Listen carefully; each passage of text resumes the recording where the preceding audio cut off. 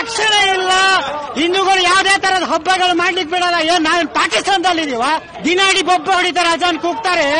ಅಜಾನ್ ಕೂಗಿ ಇವ್ರು ನಾವು ಸಹಿಸ್ಕೊಂಡಿಲ್ವಾ? ಖಾಲಿ ಒಂದು 5 ನಿಮಿಷ ಗಣಪತಿ ಹೋಗ್ಲಿಕ್ಕೆ ಮಾತ್ರ ಈ ತರ ಹೇಳ್ತಾರಂದ್ರೆ ಇವ್ರಿಗೆ ಧಿಕ್ಕಾರ, ಮುಸಲ್ಮಾನರಿಗೆ ಧಿಕ್ಕಾರ ಹೇಳ್ತೇವೆ.